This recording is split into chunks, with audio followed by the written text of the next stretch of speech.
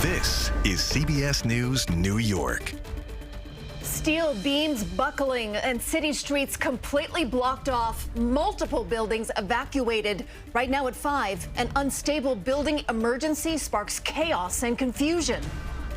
And the building has continued to move since we've been on the scene. The north side of that building is crumbling. The I-beams are bending like cigarettes in there. They said the building in front of our hotel is shaking.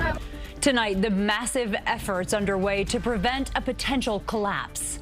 Good evening. I'm Jessica Moore. And I'm Christine Johnson. All the workers inside that building on the east side are accounted for. And within the last 10 minutes, we learned it is now safe enough for contractors to start shoring up and stabilizing the building. And that's only because we were told the building has now stopped moving. The precarious situation started just before 8 a.m. when firefighters responded to reports of bricks falling from the building at 42nd and 2nd. We've now learned 2 structural columns on the 21st floor buckled and multiple floors in the building are sagging. We can also tell you that at least 9 buildings on 42nd and 43rd Streets are evacuated. Many of them are commercial structures with multiple businesses and hundreds of employees. There is also a frozen zone between 40th and 45th Streets, between 1st and 3rd Avenues. We have team coverage tonight on the building's history, the past violations, and the ongoing work. Let's begin with Lisa Rozner, who is live with the latest on the efforts to secure the structure. Lisa. Well, Christine and Jessica, as you said, workers have been surveying the building for hours using drones and specialized equipment, and we just learned that it is safe for shoring to begin. The images you're about to see speak for themselves.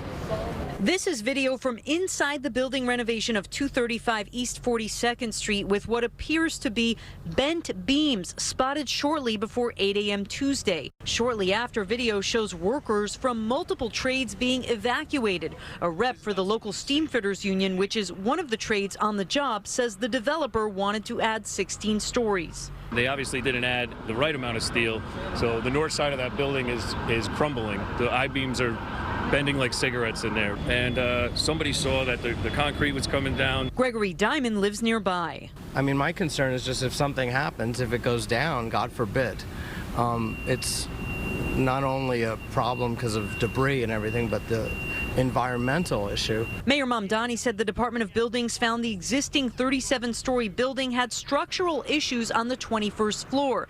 2 structural columns buckled in addition to multiple cracks and sagging floors. DOB engineers have been investigating with FDNY drones.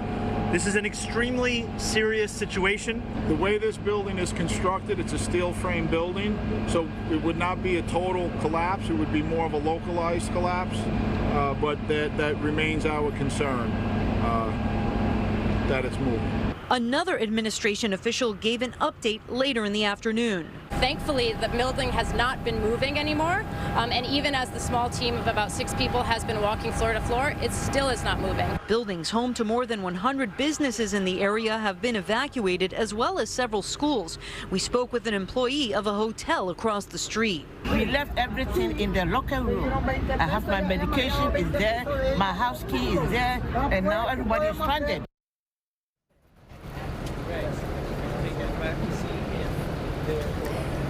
And the DOB says summonses are pending further investigation. We did hear from the developer Metro Loft, who told us in part the safety of everyone at the surrounding building and in the building is their #1 priority. Jessica and Christine, back to you. So, Lisa, now that we have learned that they are now able to get back into this building to start shoring it up, do we know whether or not if there are parts of this building that are still actually at risk of collapse? According to the developer, the answer is no. They tell us that this is a small section on the site that is affected by this issue, and that the entire building itself is not at risk of collapse. That was also further echoed by the FDNY, who confirmed the entire building is not at risk of collapse. And also, we do not know at this time how long evacuations will be in place for, but they do remain in place not only for the building at question, but also several buildings in the area. All right, Lisa Rozner live on the scene for us. Thanks for that important information, Lisa. Investigative reporter Tim McNicholas has been digging into the history of violations at this construction project. Tim, what are we learning about those violations? So, Christine and Jessica, the Department of Buildings is inside investigating right now. They say they are looking into enforcement actions, and the city had already issued tens of thousands of dollars in fines over the last year for 7 separate violations at this construction site. This is not the first time construction work had to stop at this building due to safety concerns. Department of Buildings records say a metal panel fell from the 33rd floor last August and landed on the sidewalk.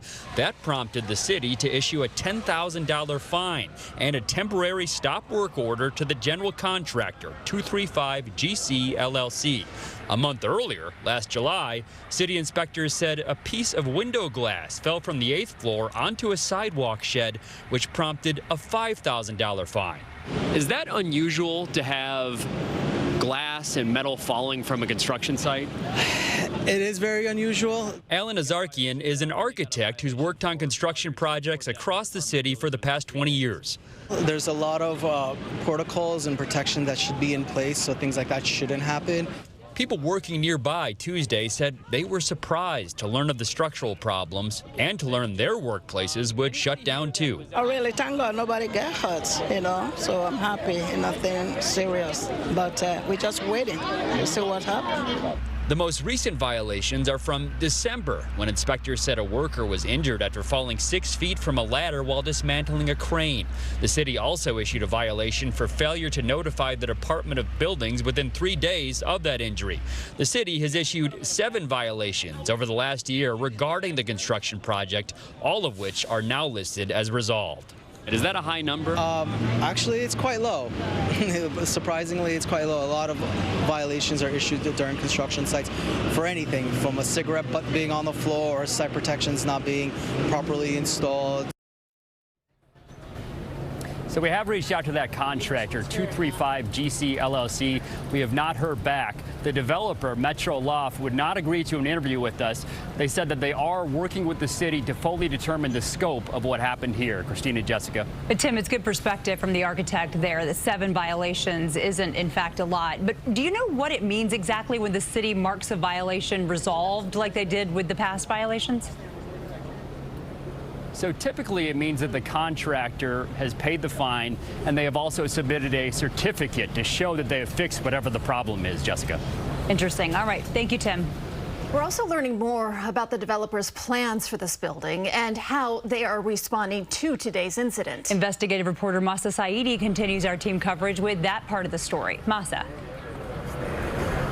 KJ, Jessica, this is one of the most ambitious projects in the city's history. Tonight, a union rep is making some very serious allegations about the construction here. The project, billed by developers as what would be New York City's largest office to residential conversion ever.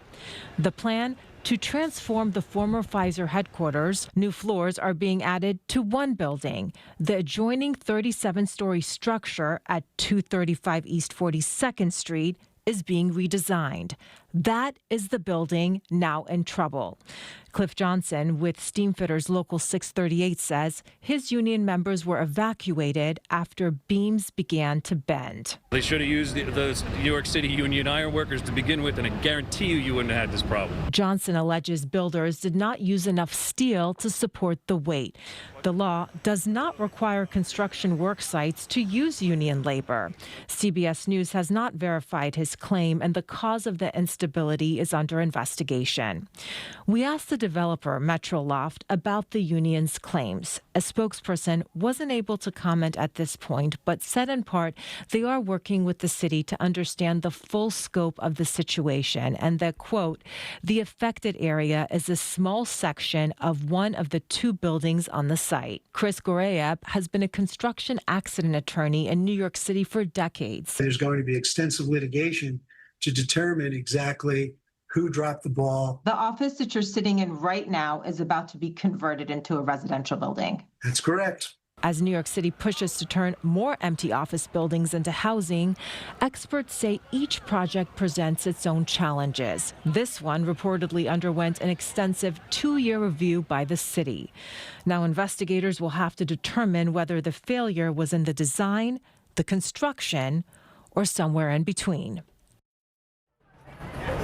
And that attorney flagged that obviously expanding a building, adding floors, which adds weight, is going to be inherently more dangerous when you're talking about some of the conversions that we are seeing all over the city, including right here in Midtown. The attorney also says that he doesn't expect there to be any criminal liability since, thankfully, no one has died or been seriously injured in this incident. For now, that's the very latest. I'm Mahsa Saeidi, CBS News, New York. That is the good news from this, Mahsa. Thank you. Joining us now to talk about the structure is Glenn Corbett. He's a professor at John Jay College and expert on infrastructure and engineering challenges. Glenn, even though the building has not moved for a couple of hours, what signs would crews be looking for that would further indicate instability? And then, I know this is a guess, but in your expertise, what's your estimation on how long these evacuations will be in place? Well, thanks for having me. That's a good question. I mean, this could easily go on for a few weeks, to tell you the truth. One of the images that was put up recently, I think by the fire department, must have been taken by a drone photo. You can actually see the two buckled columns inside the original building, we'll say, and they're directly right underneath the columns that are positioned for the addition above. So and of course, I think people have noted already that the addition above is tilting. So these are all pointing to, really major structural problems with this building. And I suspect what will happen here is that they'll probably end up removing that whole addition off the top to get the original building back to where it was originally.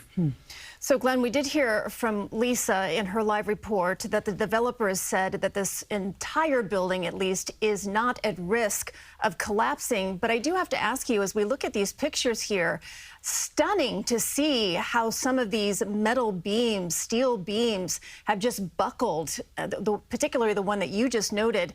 Could this have happened overnight?